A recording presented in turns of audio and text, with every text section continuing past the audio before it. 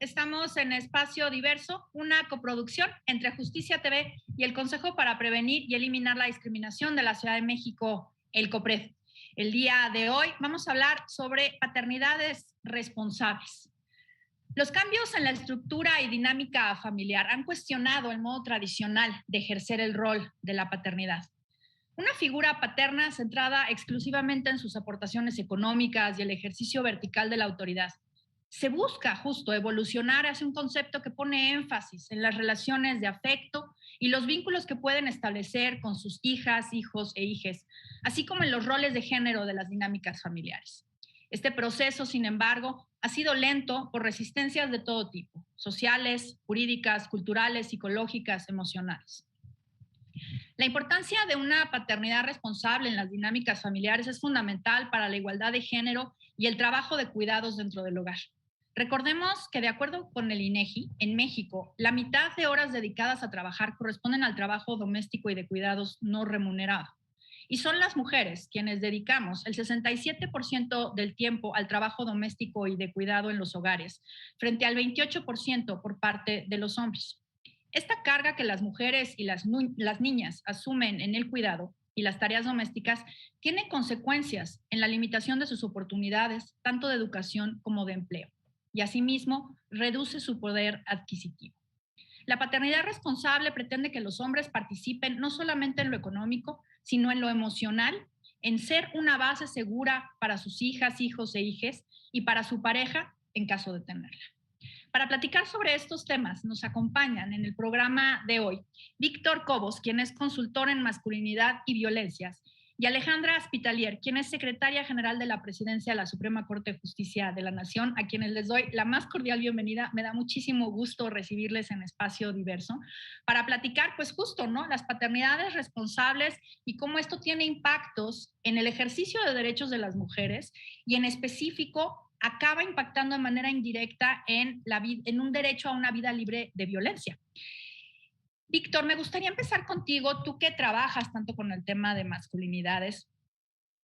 ¿Cómo podemos hablar de paternidad responsable? Digamos, ¿a qué nos referimos cuando hablamos de paternidad responsable?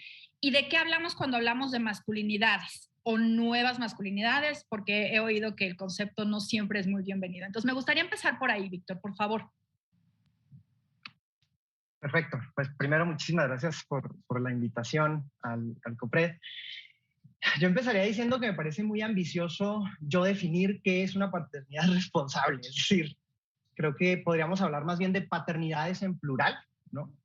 Sí, tomando esa figura de la responsabilidad un poco como para pintar cómo se vería, cómo huele, cómo se toca esa paternidad que estamos buscando, digamos, por lo menos desde las políticas públicas para la igualdad de derechos. Pero sí creo que hay algunas como líneas rectoras, algunas pistas que nos pueden ir llevando, nos pueden ir guiando. Decía por ahí Tony Sheldon, que era en su momento líder de un sindicato de trabajadores transportistas. Imagínense un sindicato de 95% hombres, ¿no? Él decía, para mí la paternidad es una cuestión de prioridades. Y me pareció, digamos, fascinante porque al final de cuentas implica uno reconocer que tanto hombres como mujeres no somos solamente padres o madres, ¿no?, sino que siendo padres y madres tenemos un montón de otras responsabilidades, actividades, gustos, placeres, etcétera, ¿no? Entonces, digamos que esta cuestión de prioridades implica pensarnos dónde está la paternidad en esa escalera de prioridades. Entonces, hablar de una paternidad responsable, pues implicaría poner a la paternidad, digamos, en un lugar que le merece, ¿no?, en esa línea de prioridades.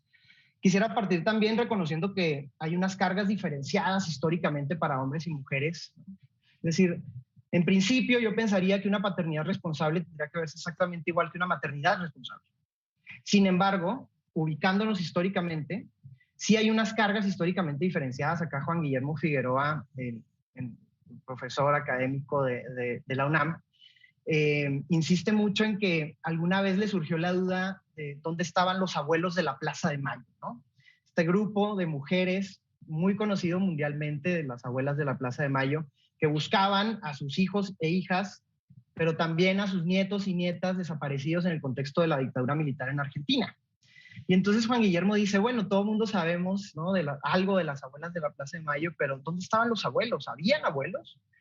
Y alguna vez tuve oportunidad de preguntárselo a las abuelas, ¿no? Y la respuesta fue, muchos de ellos también estaban desaparecidos, que ahí también tiene que ver, digamos, ahí también entran estas cargas diferenciadas. Otros de ellos se murieron de tristeza. Esto me parece, este concepto de morirse de tristeza me parece tremendo. Y otros, los que quedaron vivos, estaban en las esquinas de la plaza cuidando en caso de que llegara la autoridad, quisieran reprimir la manifestación, lo que fuera. Entonces miren cómo estas formas de ser padres, ¿no? De ejercer la paternidad, históricamente lo hemos separado de lo que entendemos por ser madre, ¿no? De la maternidad.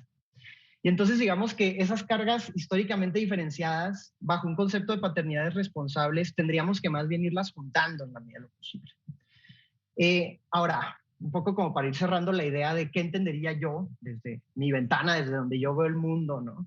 Como una paternidad responsable o unas paternidades responsables, creo que tendrían que ser en este contexto paternidades feministas. Y eso implica que tendrían necesariamente que tener como horizonte la igualdad.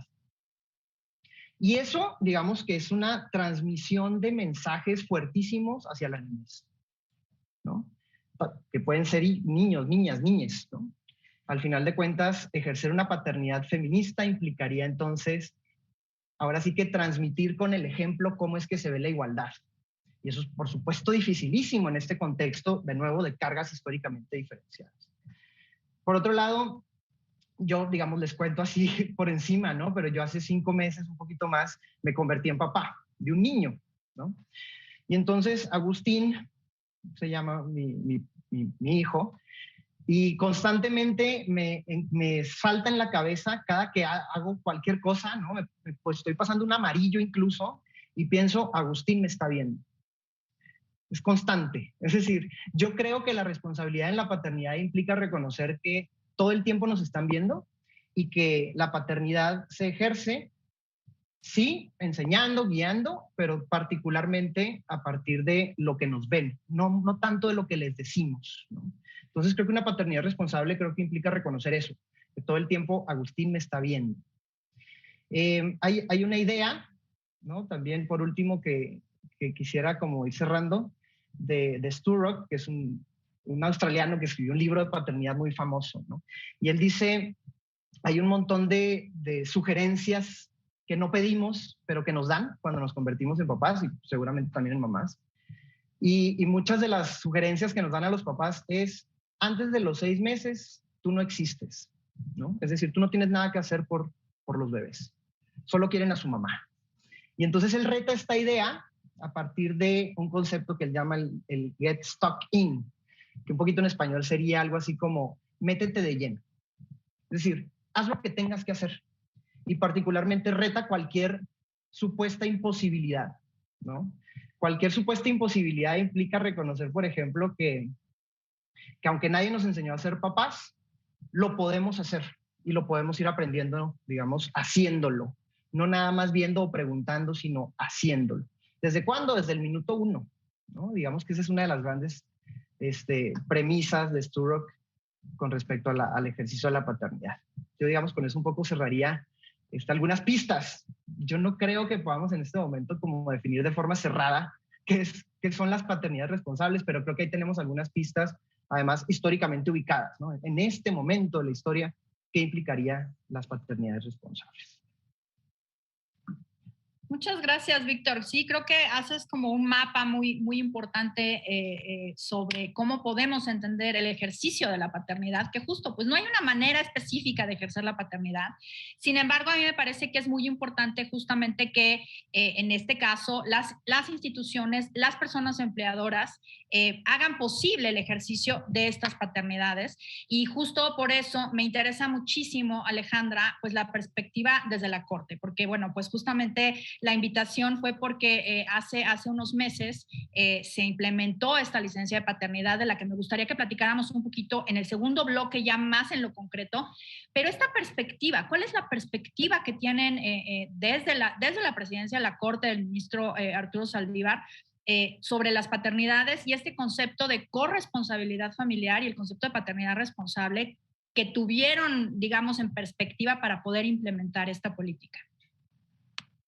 Muchas gracias, Gera. Antes que nada, muchísimas gracias por la invitación.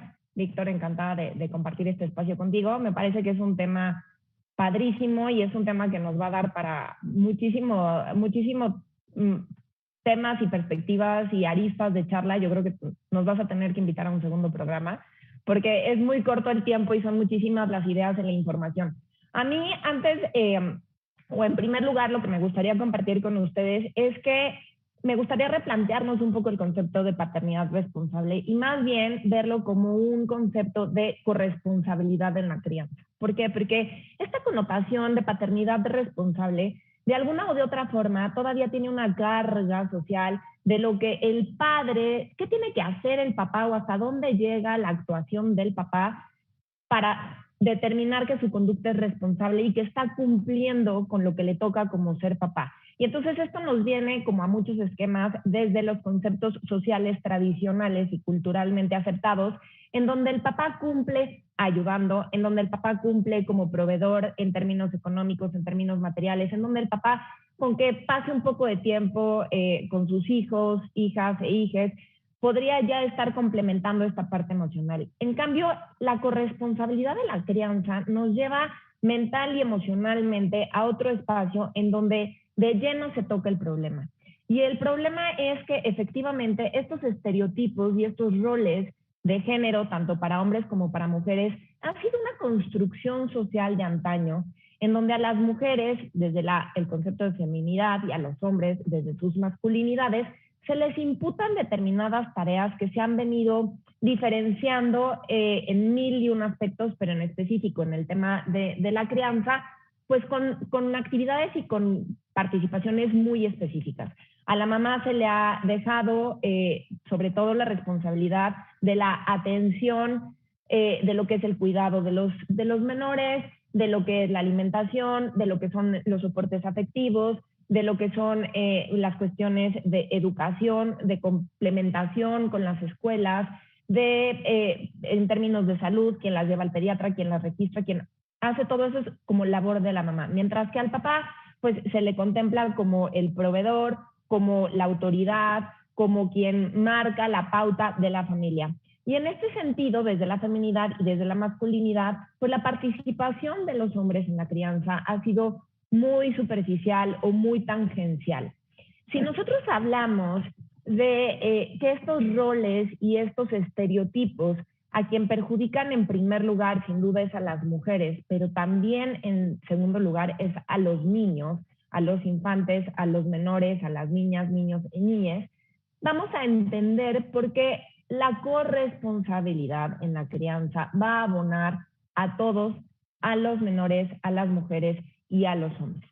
De ahí que, entendiendo que esta imposición de roles, de estereotipos, es una imposición estructural, socialmente aceptada, fue que nosotros en la administración del presidente Saldívar, desde que la agenda de género que siempre ha traído el ministro, ha sido una agenda desde que estábamos en la ponencia con los criterios jurisprudenciales y en su momento hicimos pues todo lo que estaba a nuestro alcance para igualar la cancha.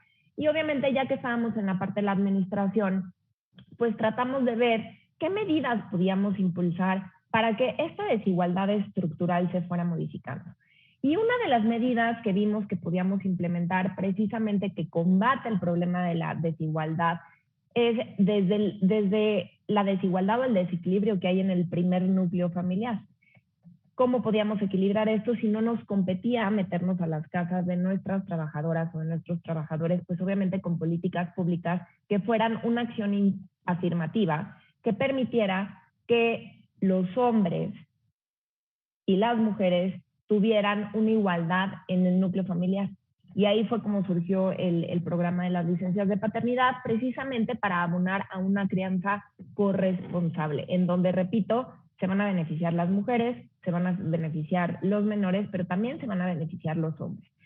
Este tipo de medidas son medidas afirmativas que desde las instituciones privadas o públicas se pueden echar mano precisamente para darles a las estructuras sociales y familiares herramientas, como bien decías, para poder ejercer en términos de igualdad los derechos de todas y de todos. De lo contrario, romper con estos paradigmas culturales y sociales, pues lo dejas un poco a la voluntad del sistema, a la conciencia de los involucrados, y muchas veces no es tan fácil. ¿Por qué? Porque me parece que los hombres, para poder ejercer una paternidad corresponsable, una crianza corresponsable, ¿qué tendrían que hacer en primer lugar? Renunciar a los privilegios que el sistema del patriarcado les ha otorgado, en donde ellos se pueden enfocar en su desarrollo profesional, en su desarrollo como autoridad, en su desarrollo económico, mientras lo demás lo está haciendo alguien más. Entonces, si lo dejamos a la simple conciencia y voluntad de los involucrados, pues nos podría tomar más tiempo. No estoy diciendo que no se pueda, pero podría tomar más tiempo.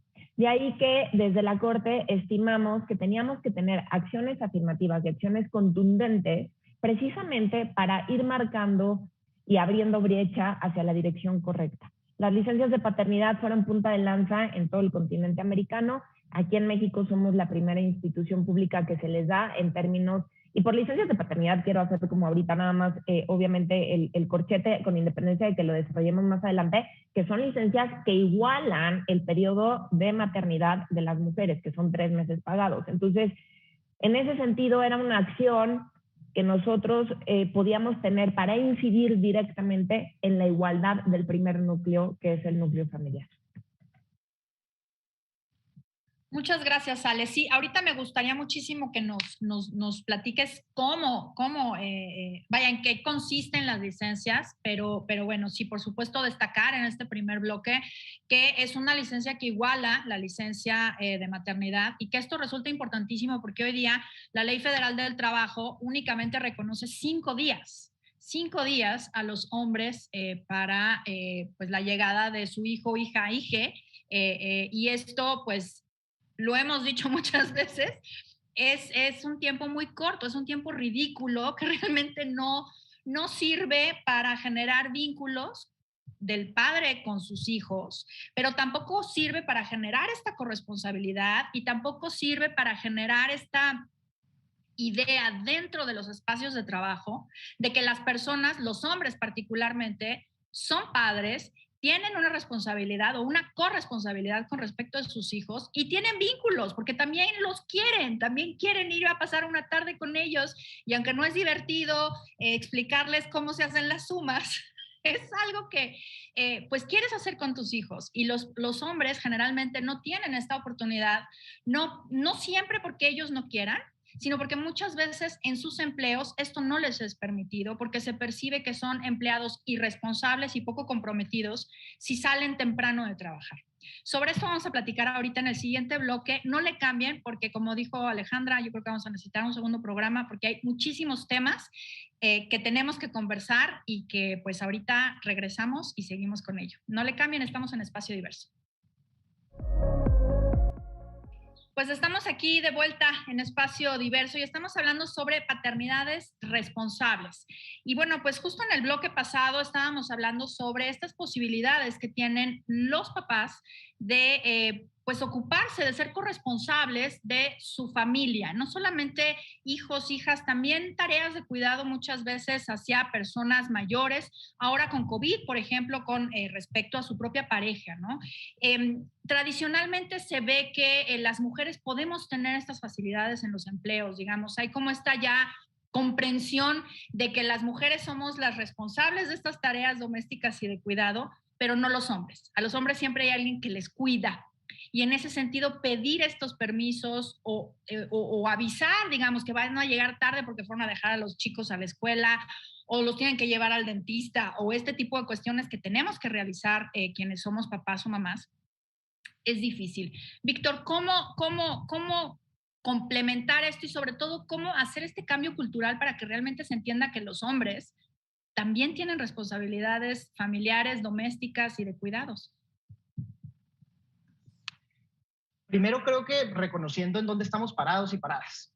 O sea, me parece que regresaría un poco esta idea de las cargas históricamente diferenciadas, porque creo que justamente ahí están los obstáculos, ¿no?, que tenemos como sociedades para el involucramiento activo de los hombres en las tareas de crianza y cuidado.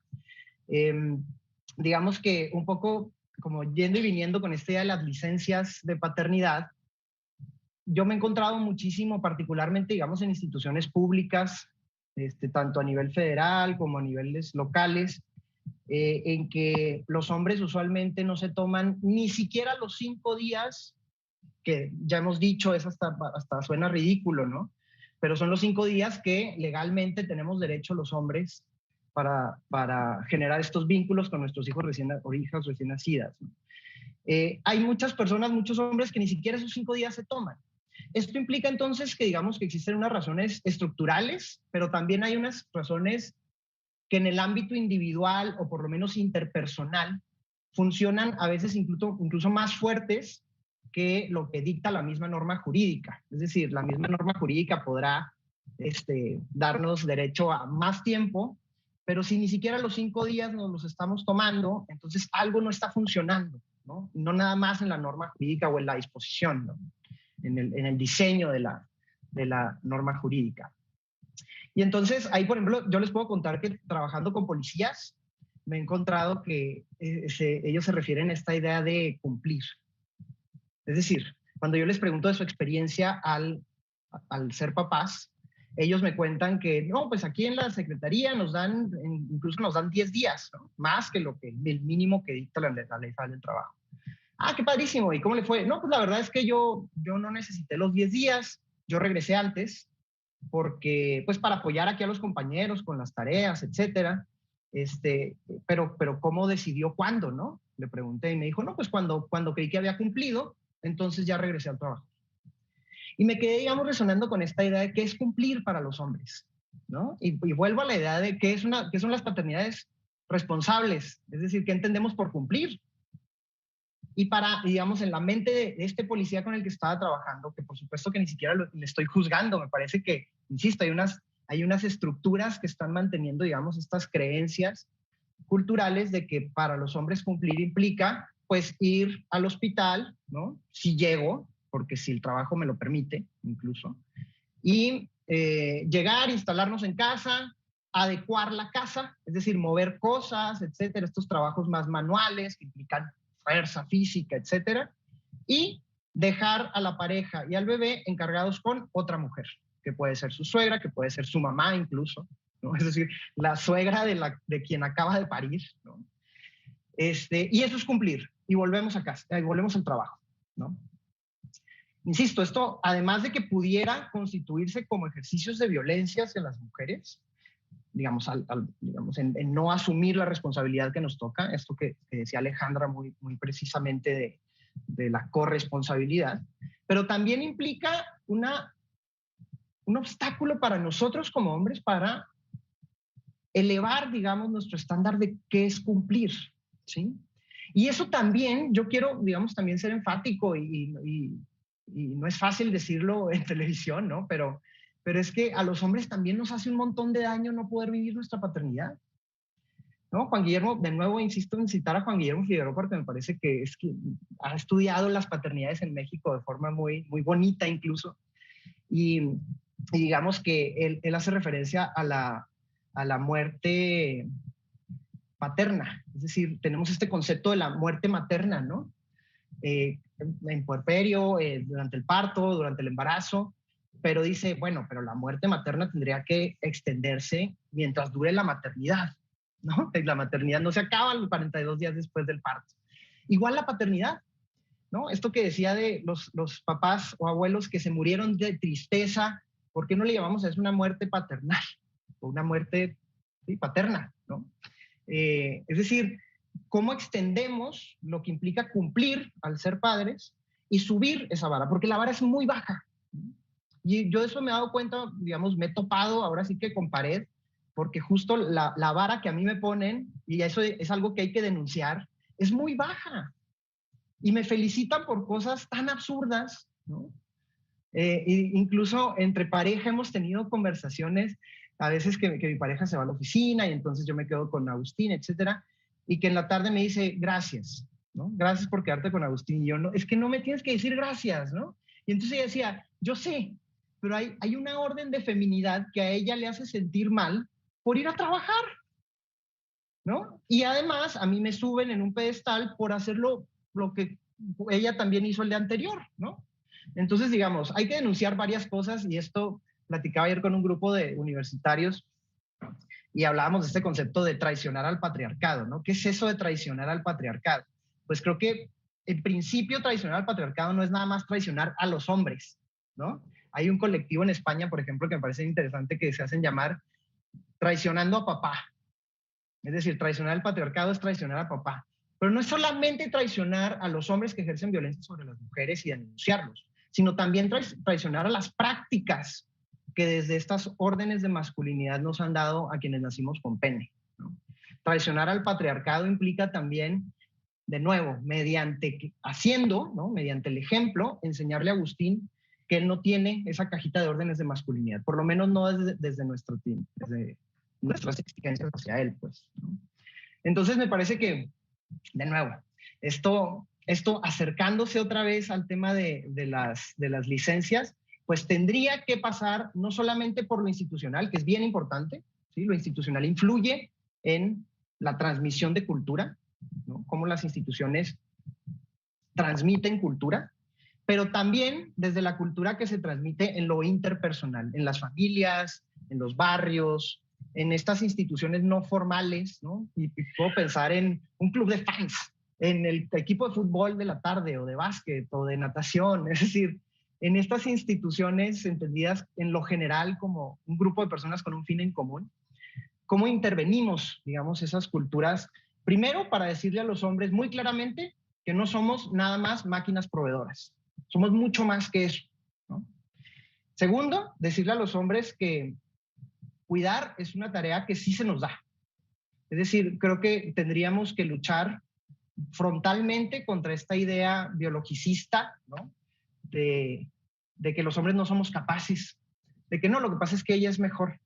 Incluso hay algo que yo me enteré hace un par de meses, inmediatamente fui corriendo con la pediatra de Agustín a contarle, que me encontré un paper, una investigación médica, que establece que los hombres tenemos la misma capacidad para producir leche, ¿no? Esto quiere decir que nuestros pechos tienen la misma fisionomía que los pechos de las mujeres y podríamos amamantar.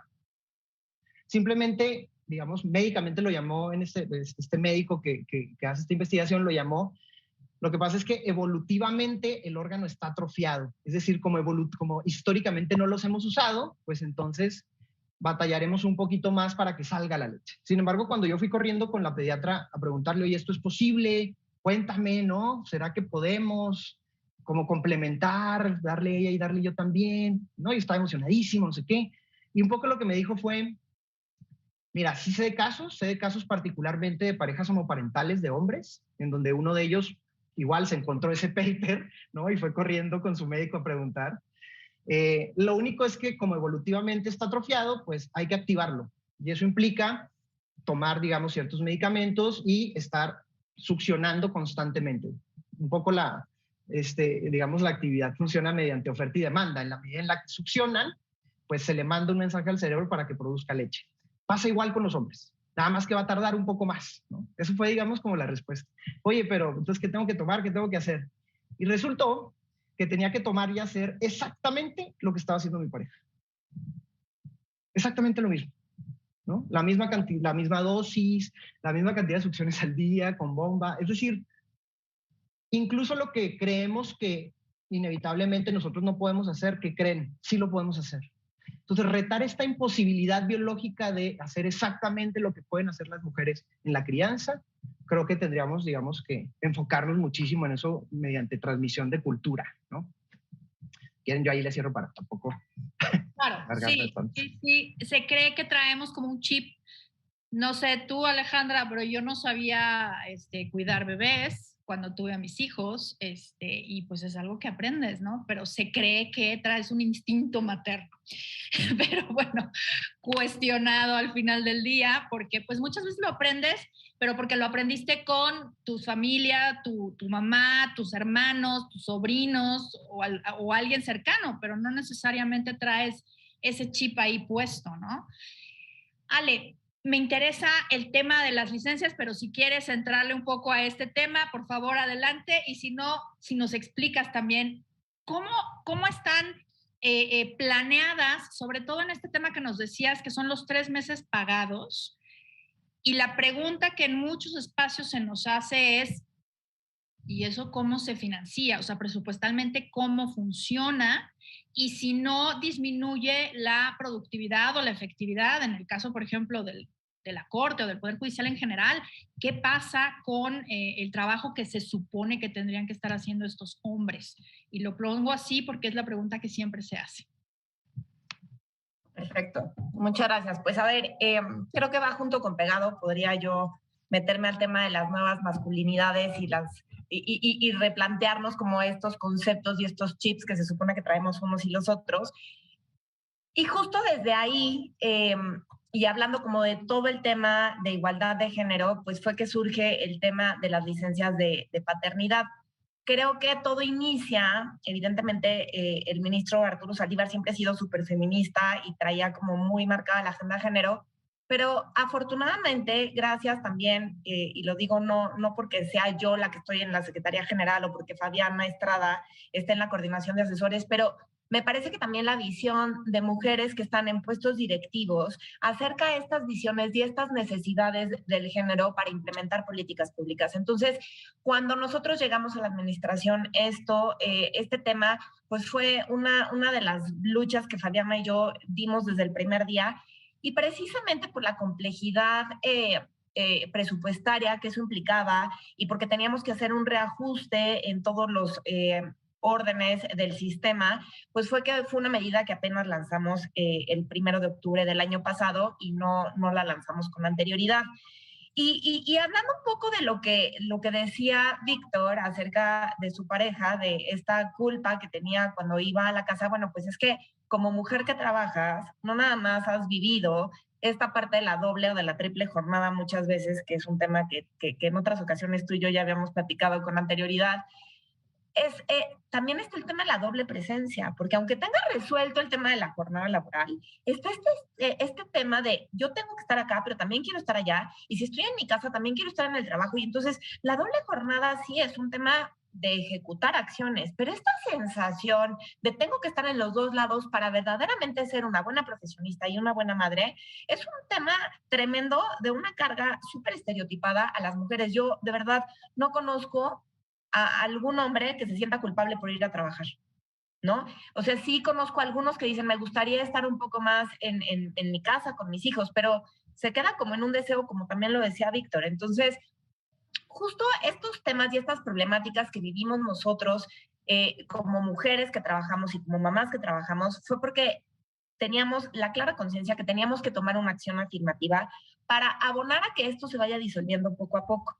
Efectivamente, creo que como dice Víctor, la solución se tiene que acompañar desde el tema social y desde la construcción social, que en antaño se ha hecho con determinados parámetros y estereotipos, pero eso también se tiene que cambiar, y lo que me parece que es primordial es que los hombres decidan renunciar a esos privilegios, y que ahorita, pues Víctor dice, a mí también me pesa muchísimo y no me dejan ejercer en términos sociales la paternidad como yo la quisiera ejercer. Yo le aplaudo a Víctor, y la verdad es que me cuesta también trabajo decirlo en televisión, pero me gustaría que muchos más hombres lo dijeran.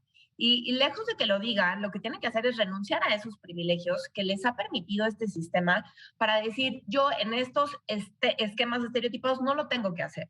Porque además no lo puedo hacer porque tengo que trabajar y porque mi responsabilidad es altísima. Y entonces, ¿qué hago? Pues, ok, si mi pareja trabaja, yo apoyo a que mi pareja trabaje, y entonces termino pagando para que las labores de paternidad y las labores de crianza las haga una tercera persona. Pero, oh sorpresa, esa tercera persona también resulta ser mujer, y muchas veces mujer de edad avanzada, que además de todo trae también otros temas de discriminación interseccional, ¿no? Entonces, Me parece que esto es, sí, desde lo social, desde decir, yo renuncio a todos estos esquemas de las masculinidades estereotipadas para ejercer una crianza compartida y una corresponsabilidad en la crianza.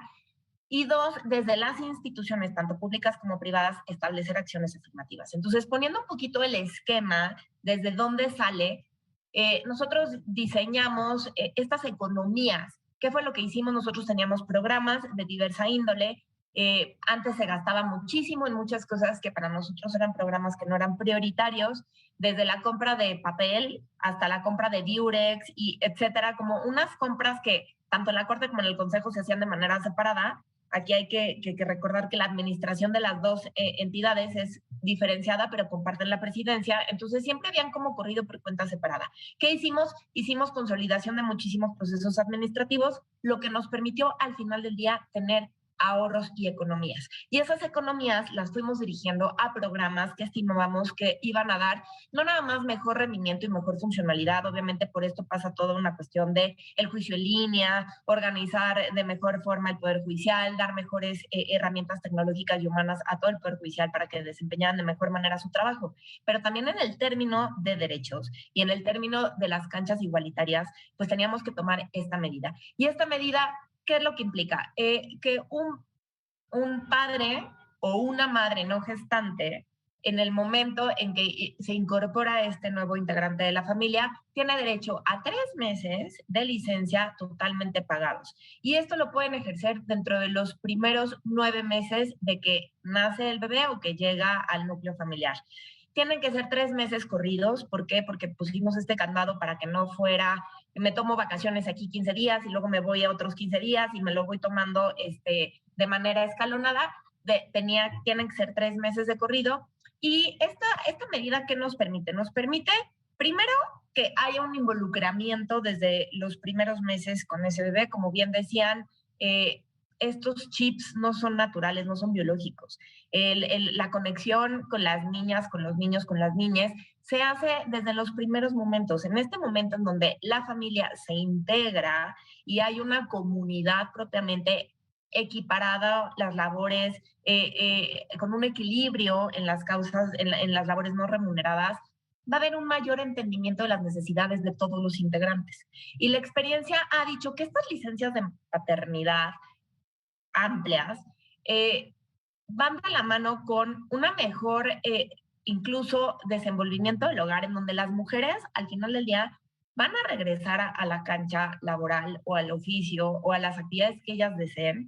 Va a haber una mejor economía familiar, va a haber un equilibrio de los tiempos y al final del día se van a beneficiar las mujeres en primer lugar, las niñas, niños y niñas, pero también los hombres. Y con eso, ¿qué beneficiamos? Beneficiamos a la comunidad, beneficiamos a la familia, beneficiamos a la sociedad. Esta medida también permitía que se redujera la discriminación laboral. ¿Por qué? Porque ante una vacante, pues evidentemente siempre el empleador prefiere la contratación de hombres frente a la contratación de mujeres por miedo a la ausencia frente a la licencia de maternidad. Con esta medida estamos igualando la cancha.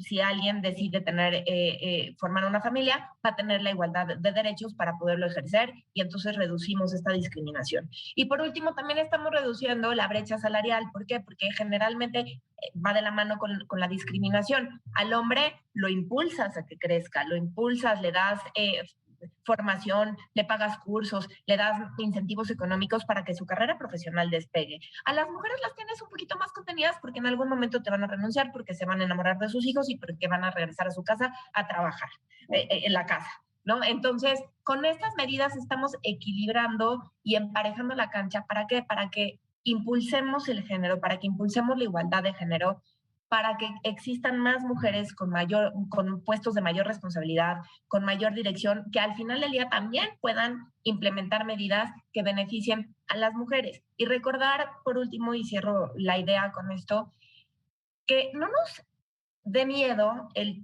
tener acciones afirmativas que de primer momento beneficien de manera preponderante a las mujeres. Recordemos que la igualdad sustantiva es una igualdad que va a beneficiar a todas, a todos y a todes. En ese sentido, las licencias de paternidad son en beneficio de la comunidad, de la sociedad, del país y del mundo en general. Así es. Las licencias de paternidad pues reducen justo la discriminación laboral de las mujeres. Hay datos duros que demuestran que cuando las mujeres se embarazan, empiezan a dejar el trabajo y hasta un mes después de haber nacido su primer hijo, disminuye la presencia de las mujeres en el ámbito laboral de manera considerable. Entonces, en este sentido, pues tiene que ver justamente esta discriminación por embarazo, que en la Ciudad de México sigue siendo uno de los primeros lugares de las denuncias que se reciben por discriminación. Vamos a hacer un corte, estamos en Espacio Diverso y estamos hablando sobre paternidades responsables, licencias de paternidad y cómo podemos hacer para generar un cambio cultural. No le cambien. Pues estamos de vuelta aquí en Espacio Diverso y estamos hablando sobre paternidades responsables y estábamos hablando con Alejandra Hospitalier sobre las licencias de paternidad que pues se han implementado en la Corte, en el Poder Judicial Federal en general y desde el 1 de octubre que las anunció el ministro presidente Saldívar. Ale, ¿se han pedido licencias? ¿Cómo se ha venido implementando esto? ¿Cómo ha funcionado la logística dentro de los propios espacios del Poder Judicial para permitir que los hombres pues ejerzan esta paternidad, esta corresponsabilidad familiar? Perfecto, muchas gracias por la pregunta, Jera, porque justo es algo de lo que tenemos que cacarear y presumir muchísimo. Es una medida totalmente vanguardista que al principio incluso no se terminaba de entender cómo beneficiaba esto a la lucha de la igualdad de género. Y el primer caso fue muy curioso porque fue un personal de seguridad de aquí de la Suprema Corte que llegó a pedir su licencia de paternidad de 5 días. Y entonces, pues el director general le dijo, oye, no tienes 5 días, tienes 3 meses. No, ¿cómo? Sí, pues esto ya se implementó desde hace, no sé, creo que eran 15 días de que apenas acabamos de lanzar el programa y esto es en beneficio tuyo, de tu hija, hijo, de tu pareja y de la familia. Pero entonces me puedo ir 3 meses y estaba sorprendidísimo y bueno, nosotros desde la institución empujamos a que se tomara esa licencia. Al día de hoy tenemos 230 licencias que se han estado ejerciendo desde el 1 de octubre, 225 a nivel nacional y 5 a nivel de Suprema Corte de Justicia de la Nación. Estamos convencidos, digo, al cierre del año pasado, en donde hacemos el cierre de estadísticas y el cierre de números, estas licencias no impactaron para nada en lo negativo. Por el contrario, los números de rendimiento de nuestra población, tanto administrativa como jurisdiccional, siempre ha sido un impacto positivo. Cada vez la Suprema Corte y el Poder Judicial Federal en general dan mejores resultados, resuelven mayor cantidad de asuntos y tenemos mejores estadísticas en todos esos aspectos. Al día de hoy todavía no tengo un cierre de estadística, pero estoy segura que esto se refleja de manera positiva, no nada más en el ánimo del trabajador o de la trabajadora, porque finalmente todas estas medidas de conciliación laboral con la vida familiar, ¿qué te dan? Te dan una persona mucho más completa, te dan una persona que tiene un equilibrio tanto en su vida profesional como en su vida laboral. Y esto es una medida que obviamente impacta de una medida mucho más fuerte en las familias integradas por hombres o madres no gestantes que pertenecen al Poder Judicial Federal, porque obviamente las mujeres que integramos el Poder Judicial Federal, pues ya teníamos nuestra licencia de maternidad. Entonces, es un cambio de paradigma en donde apenas estamos empezando a ver los resultados, pero los hombres que las están ejerciendo son hombres que se sienten parte de un programa de igualdad, parte de un nuevo paradigma, parte de una visión progénero, y eso al final del día hace que se vaya equiparando la cancha en todos los aspectos. Entonces, internamente, la gente que la está ejerciendo se siente súper orgullosa de poder tener esta oportunidad de beneficiar a su familia, a su núcleo familiar en primer lugar, y que tenemos pues un trabajador mucho más comprometido, mucho más contento, mucho más pleno en el ejercicio de sus derechos y obviamente eso te da mejores resultados. Entonces, el compromiso desde el primer día que se implementó la política fue dar, si no los mismos resultados, dar mejores resultados. Y vamos para allá, lo vamos a comprobar con hechos, lo vamos a comprobar con cifras, lo vamos a comprobar con números. Estamos súper convencidos que estas medidas que te dan la igualdad, te dan dignidad, te dan mejores oportunidades y te van a dar necesariamente mejores rendimientos. al igual que esta política, pues obviamente va de la mano con otras políticas pro género, porque obviamente el problema de la igualdad sustantiva en favor de las mujeres, pues no la podemos únicamente reducir a que con esto estamos resolviendo el problema, ¿no? Es como toda una política integral en donde estamos protegiendo a las mujeres en todos los espacios, en todas sus facetas, las estamos impulsando a que al final del día tengamos paridad, tengamos una cancha mucho más igualitaria en beneficio de todas, de todos y de todes, ¿no? Entonces, bueno, pues estamos muy orgullosos, los resultados ahí están y las licencias se están ejerciendo con cada vez mayor entusiasmo. Eso nos da muchísimo gusto. Eso es muy importante, me impresionó mucho el número, 235 licencias, la verdad es que no imaginaba que fueran tantas. Y lo digo así tal cual porque de repente cuando escuchas esta implementación de licencias en otros países ya desde hace décadas, se tuvieron que hacer obligatorias para que se pudiera extender el tiempo de la parentalidad para utilizarlo, digamos, en plural, porque los hombres no las querían ejercer. Entonces, el número me sorprende por eso, ¿no? Justo porque haya tantos hombres que las estén pidiendo. Víctor, ¿cómo le hacemos para que además de que estén pidiendo las licencias, en el ámbito, digamos, ya del cambio cultural y de estas estructuras sociales y culturales que hacen que los hombres de repente no se involucren en la crianza y en el cuidado de sus hijos o en las labores domésticas, ¿cómo le hacemos para que realmente esas personas que están pidiendo las licencias de 3 meses no se conviertan en una carga para las mujeres en sus casas, sino que realmente pues tengan una corresponsabilidad, que de eso se trata la licencia? Claro. Empezaría por resaltar la figura del cuidado. Digamos que usualmente pensamos que los hombres no sabemos cuidar y que los hombres no nos enseñan a cuidar. Yo quisiera retar un poquito esta idea. Creo que a los hombres sí nos enseñan a cuidar, pero entendemos el cuidado de forma distinta. Es decir, la orden de masculinidad de cuidar no se refiere a criar, no se refiere a la ternura, no se refiere al acompañamiento emocional, no se refiere a muchas cosas que sí se refiere a la orden de feminidad que les dan a las mujeres. Se refiere más bien a la orden de proveer y a la orden de garantizar seguridad, estabilidad, si acaso, ¿no? Eso es cuidar para los hombres. De tal forma que, aunque yo ya lo he dicho incluso en este espacio, que yo no soy muy fan de este concepto de las nuevas masculinidades, a mí me parece que sí son esfuerzos que avanzan aunque no alcanzan. Y no hay que demeritar el avance. Es decir, esos avances que puede traer sacar esa orden de masculinidad entendida como cuidado, como proveer y como garantizar seguridad y estabilidad, la podemos sacar para meter otra orden de masculinidad, llamémosle nueva, llamémosle positiva, o cualquier otro apellido, digamos, que pueda venir en algún nombre de política pública o esfuerzo de cooperación internacional. Y vamos a meterle esta orden de cuidar desde la ternura, desde el acompañamiento, desde la presencia, ¿no? Ahí Siegel, por ejemplo, que es uno de los que más ha escrito desde la psicología de la crianza, hace mucho énfasis en la presencia como poder, ¿no? Es poder, digamos, estar presente. Entonces, quisiera resaltar muy rápido, digamos, bajo un concepto que a mí me parece muy interesante, que es el dividendo del cuidado. Es decir, ¿por qué nos conviene cuidar? Particularmente a los hombres, ¿no? Y cuidar bajo este concepto, insisto, amplio, no reducido a proveer. No somos maquinitas proveedoras, somos mucho más que eso. Primero, en casos de niños, hombres, el cuidado del padre, digamos, se ha demostrado una correlación con un enorme impacto en el desarrollo psicológico a nivel neuronal, particularmente en los primeros años, particularmente en los primeros 2 años. Digamos que la presencia, y no solo la presencia, sino el cuidado, ¿no? Involucramiento de los padres en la crianza de los niños hombres ha demostrado, digamos, enormes impactos.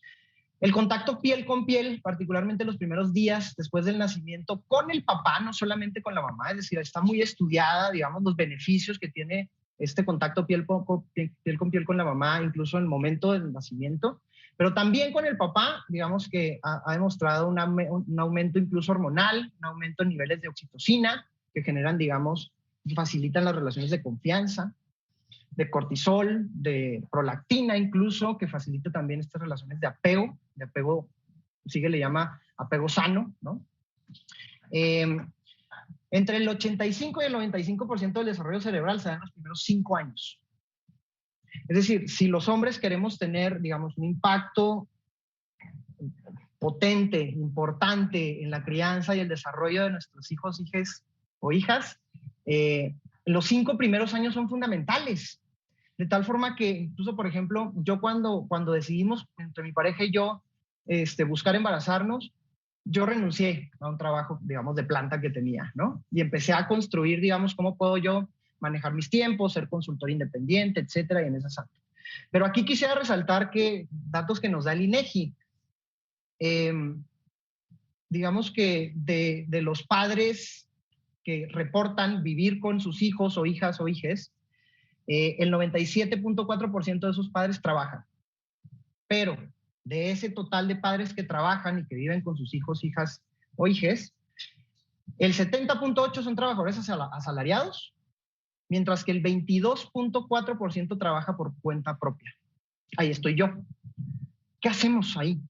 Es decir, mi licencia de paternidad que me la di, pero mientras yo no gané un peso. Es decir, yo me tuve que preparar meses o hasta años antes para que en ese momento pudiera asumir esa carga, ¿no? Y digamos que teníamos sí la licencia, o más bien el salario pagado por licencia de maternidad de mi pareja. ¿Qué hacemos con ese porcentaje? No es un porcentaje menor, ¿no? Es decir, las licencias van a venir a impactar en más del 70%, pero luego también tendríamos que ir ampliando estos esfuerzos, ¿no? Algunos otros, digamos, dividendos del cuidado, también es benéfico para los papás.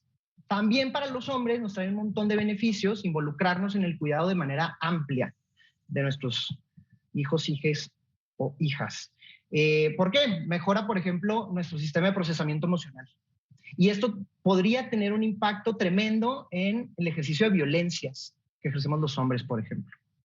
La paternidad digamos que se configura entonces incluso hasta como un mecanismo de construcción de paz, ¿no?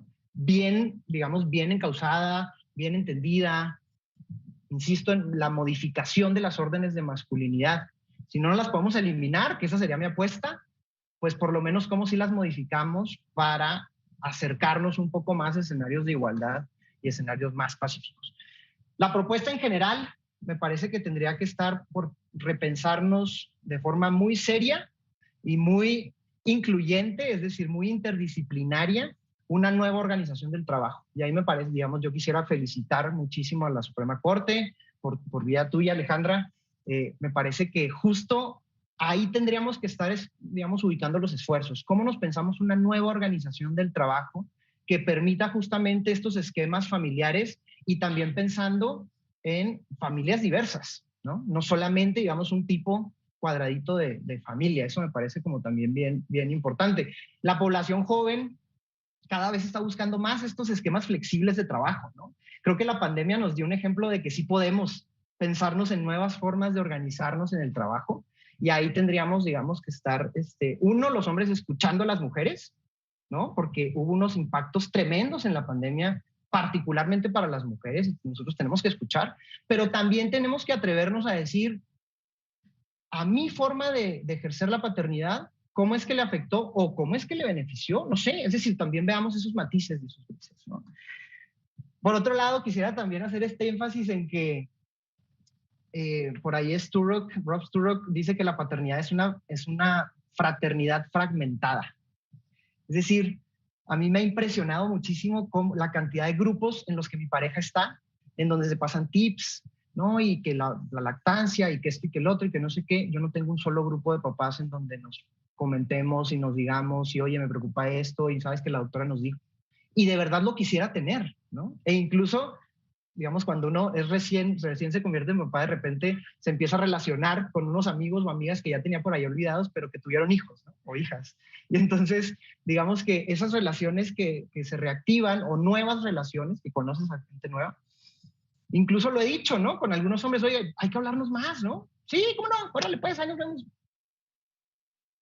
Esta capacidad de relacionar, de compartir nuestra paternidad, y que creo que también viene de asumirlo desde principios feministas, tendría que, digamos, desarrollarse mucho más. de nuevo, mediante vías culturales, ¿no?